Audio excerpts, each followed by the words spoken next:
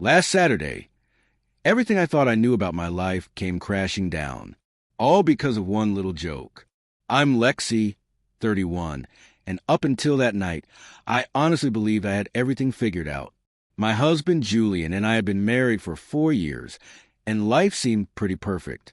We had this beautiful 3-bedroom home we bought 2 years ago, a tight-knit group of friends, and Julian had just received a big promotion at work, which was supposed to change everything for us. Our friend group was small and close, 6 couples who had known each other since college. We did monthly dinner parties, rotating the host each time. This month, it was our turn, and I was excited to show off our place, especially the newly renovated kitchen. Julian had thought it was too expensive, but I convinced him it was a good investment, both for us and the house's value. Men don't always get these things right. Julian's promotion was at his office job. Nothing too glamorous, but it came with a hefty pay bump. The downside was he'd be traveling for 2 weeks out of every month. When he first told me, I played it cool and supportive. "That's amazing, babe. I'm so proud of you." But in my mind, I was already thinking about all the nights I'd be spending alone while he stayed in nice hotels. Of course, I was happy about the extra money, which meant we could afford that vacation to Greece I'd been dreaming about, and maybe even renovate the bathroom next. But the travel thing, not so thrilled about that. Cassidy, my best friend, was the only one who really understood. We shared everything, literally everything. She knew all about Julian's quirks, his weird little noises, even the things he liked in bed.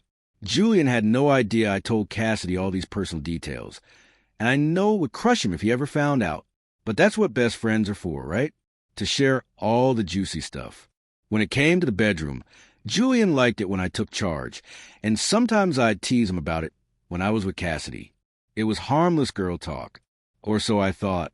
Looking back, maybe I should have noticed how Julian always tried a little too hard to impress our friends. He was constantly making these elaborate meals, acting like he was a perfect host, and I'd always take the credit for them. "Oh, it was nothing, just something I threw together." But in front of our friends, I'd make sure to hype him up. Of course. He played along, so I assumed everything was fine.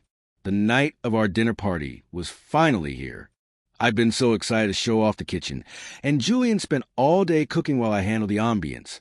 Flowers, candles, music. I wanted everything to be perfect, especially since I was hoping to make Krista and Dave a little jealous.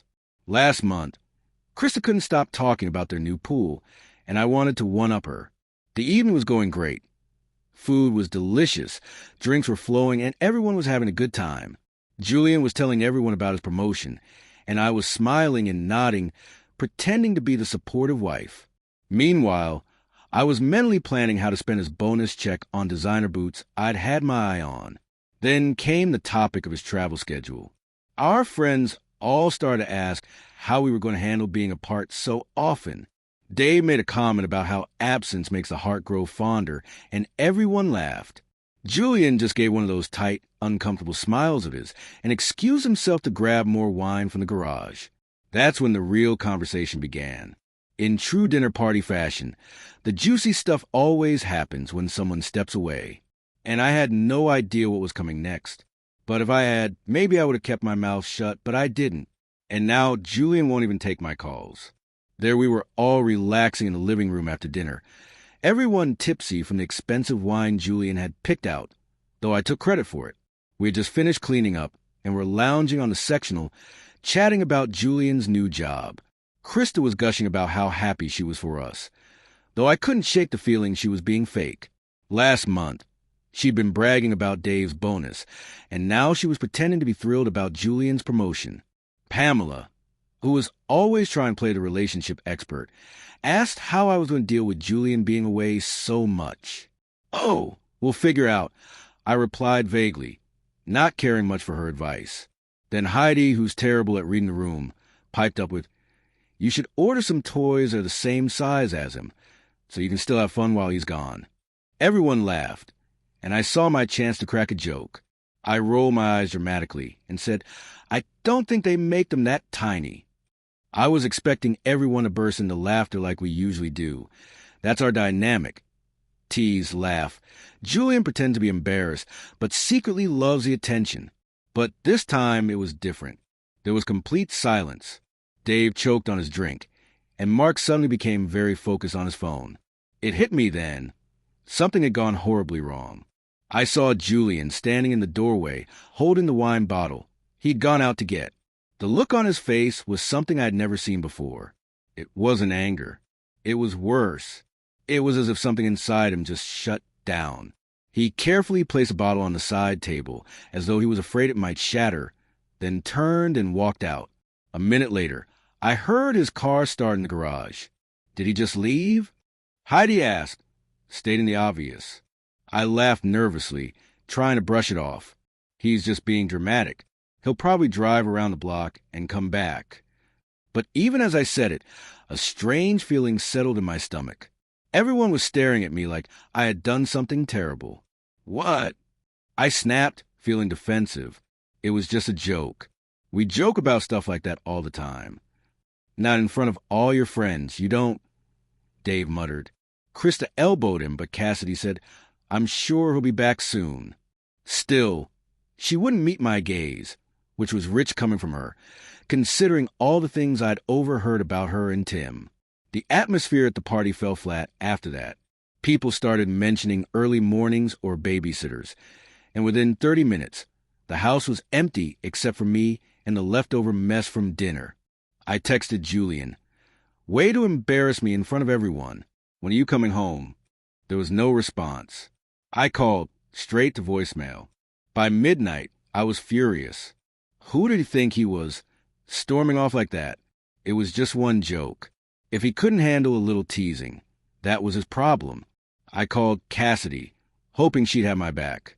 You went too far this time, Lex, she said when she picked up. Excuse me? I couldn't believe my ears. It was just a joke. You humiliated him in front of all your friends about something really personal, she responded. Oh, please. Like you never talk about Tim stuff. I shot back.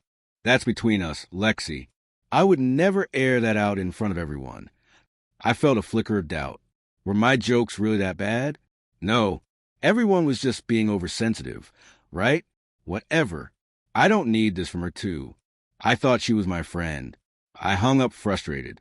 The next morning, Julian still hadn't come home. No texts, no calls, just silence. I was torn between worrying and being angry. Where was he? Who was he talking to? Was he telling people I was some terrible wife over one stupid comment? I was about to find out just how badly one little joke could go. 3 days later, I finally got a message from Julian. I'm coming by to get some clothes while you're at work tomorrow. That was it. No apologies or talk about what happened. Just letting me know he planned to sneak into the house while I was gone. I texted back, where have you been? We need to talk about this. Hours passed with no reply. Then I got a message. I'm staying at the Marriott downtown. I don't want to talk right now. A hotel? Not even with a friend. But in a hotel, because his feelings were hurt over a joke, I decided to call Cassidy again, hoping she'd see sense. Have you talked to him? I asked when she answered. Her hesitation told me everything. Yes. What did he say? He's really hurt, Lexi. He said, this isn't the first time you made comments like that in front of people. That's ridiculous. It was one joke. I protested. Another pause. Was it though? What about at New Year's when you told everyone he couldn't handle more than 2 drinks because he's built like a middle schooler? Or when you told Heidi he needed help opening jars? I couldn't believe she was bringing that up. Those were just jokes. Everyone jokes about their husband. Tim must do annoying things, too. Yeah, and we talk about it privately. I don't announce his insecurities to everyone we know. Her words hit me hard. Was I really that bad? But I refused to accept it. Whatever. I don't need this from you. I thought you were my friend. I am your friend, she said softly. That's why I'm being honest with you. I hung up angry. Some people just couldn't handle honesty. The next day, I decided not to go to work. If Julian wanted to pick up his things, he'd have to face me. I waited all morning rehearsing what I would say. I'd be calm but firm. I'd explain that his reaction was totally out of proportion, but I'd forgive him if he apologized. When he finally showed up, looking exhausted and distant, I felt like I was looking at a stranger. "We need to talk," I said, blocking the hallway. "There's nothing to talk about," he said quietly. "Nothing to talk about?" I asked, incredulous. "You disappear for 3 days over a joke?" He just looked at me.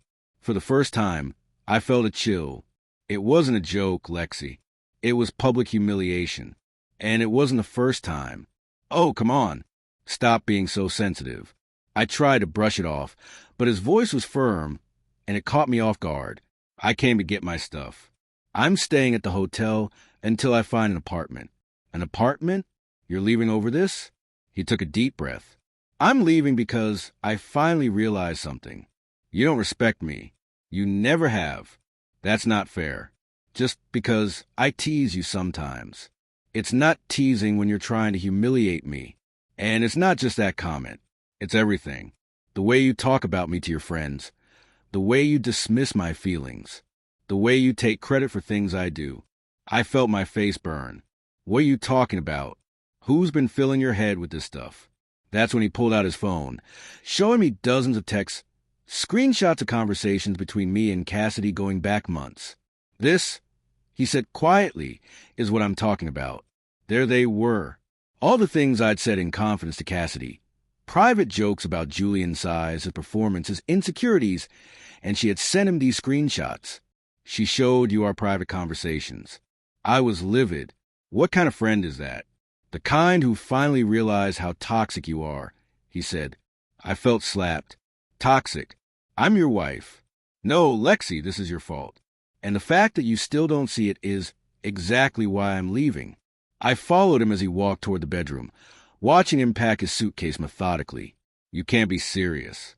You're throwing away our marriage over some texts and one comment." He stopped, looked at me, and said, "Do you even hear yourself? You still don't get it. You betrayed my trust in the most humiliating way possible. You've been doing it for years. I just didn't see it until now. So this is Cassidy's fault. She betrayed me." "No, Lexi, this is your fault." I felt the sting of his words. The door slammed behind him as he walked out, and I knew this time he wasn't coming back. I yelled after him, "You'll be back. Where else are you going to go? This is your home." He stopped at the door, but didn't turn around. "Not anymore," he said. And just like that, he was gone again. I stood in the suddenly empty house, furious with him, with Cassidy, with everyone. How dare they make me the villain when I was just being honest? Something most people were too afraid to do. I had no idea at the time how much worse things were about to get. In a friend group, word travels fast. By the end of the week, everyone knew Julian and I were taking a break, as I called it. I tried to control the narrative, telling people that he was overreacting to a harmless joke. But from their responses, it was clear they'd already heard his side. I posted something on Facebook. Sometimes the person you thought would always be there is the one who walks away when things get tough. I expected a flood of support. Instead, the post got 3 likes, 2 from acquaintances who didn't know the full story, and none from my close friends. Not a single one of them engaged with it. I called Heidi, hoping she'd understand since she was the one who started the whole conversation about toys. "I just don't get why everyone's acting like I did something horrible," I said after explaining. "Lexi," she sounded uncomfortable. "What you said was pretty bad." I couldn't believe it. It was just a joke. "Would you have laughed if Julian made a joke about your body in front of everyone?" she asked. I rolled my eyes. "That's different. Guys are supposed to handle jokes." I think the issue is that it wasn't just a joke. It was mean. I couldn't believe even Heidi was against me. "Fine, whatever. I have to go," I snapped, hanging up and throwing my phone across the couch. The next day, I went back to work, hoping for something normal. But as soon as I walked in, something felt off.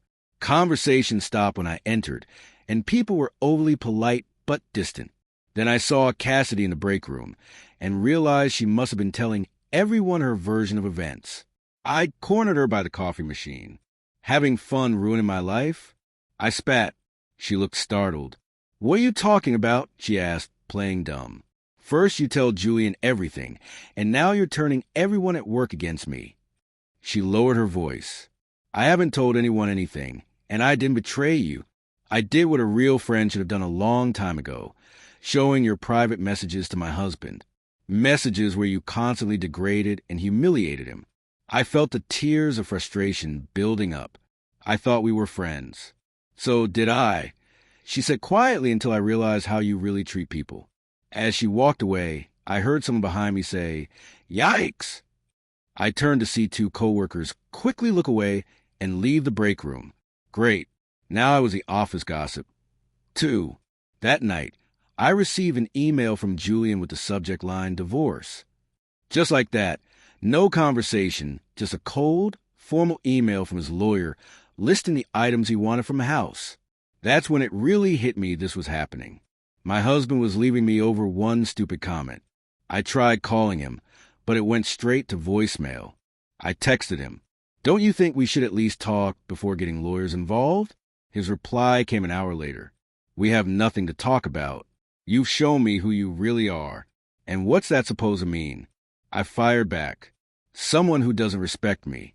Someone who never has. Someone who uses people's insecurities against them and thinks it's funny. I deserve better." I was livid. "This is about Cassidy, isn't it?" "She turned you against me. This is about you, Lexi. It's always been about you. I just couldn't see it until now." I threw my phone across the room harder this time, cracking the screen, just like my life. I still couldn't understand why everyone was blaming me. 2 months later, my life had completely fallen apart. The divorce was moving forward, and Julian still refused to meet with me unless lawyers were involved. I had to move out because I couldn't afford the mortgage on my own. Turns out Julian was paying a lot more than I realized. My small apartment in Houston was nothing compared to the house we'd built together. The friend group had fractured completely. Most of them still saw Julian regularly. While I got the occasional pity coffee date, where no one mentioned him, I knew they talked about me when I wasn't around. I could feel in the awkward silences, the way they carefully avoided certain topics. Work wasn't any better. Cassidy had been promoted to a position I was up for. Everyone congratulated her, but I just got those sad sideways glances. I heard through office gossip that Julian was thriving in his new job. The travel that used to annoy me had turned into some big career opportunity for him. And then last week, the final blow, Dave accidentally included me in a group text about a dinner party Julian was hosting. He was bringing someone named Mia. A quick social media search showed me who she was. Successful, kind, and worst of all, she genuinely seemed to respect Julian. In the photos of them together, she looked at him like he was the most amazing man in the world. I tried talking to my mom about it, thinking she would be on my side. Instead, she asked me something that has been echoing in my mind ever since. "Honey, do you ever think maybe you were wrong?" Wrong? All I did was make a joke. Everyone else overreacted. Julian could have talked to me before running away. Cassidy could have been loyal instead of backstabbing me. Our friends could have supported me instead of taking his side. Sure, maybe I shouldn't have made that one comment in front of everyone. I can admit that. But to blow up our entire marriage over it, to destroy my friendships, my reputation, my life. Last night, I saw on Instagram that Julian had gotten another promotion. There he was smiling broadly with his arm around Mia. Caption #blessed. The comments were full of congratulations, including several from our mutual friends, the same ones who now barely return my texts. I scrolled through old photos of us back when things seemed good, or at least when I thought they were. Was it really all my fault? Everyone else seems to think so. Everyone except me. Sometimes late at night, I wonder if maybe they're right. Maybe I did take Julian for granted. Maybe I did say things I shouldn't have. Maybe I didn't realize what I had until it was gone. But then I think about how easily he walked away, how quickly everyone turned on me, and I get angry all over again. So here I am, alone in my apartment, scrolling through social media, watching my old life continue without me. Julian's happy. Our friends are happy. Even Cassidy's happy. Everyone's happy except me. And for what? One little joke that went too far. It's not fair. It just isn't. But deep down in a place I don't like to acknowledge, there's a whisper I can't silence. Maybe this is fair. Maybe this is exactly what I deserve. Not that I'd ever admit that to anyone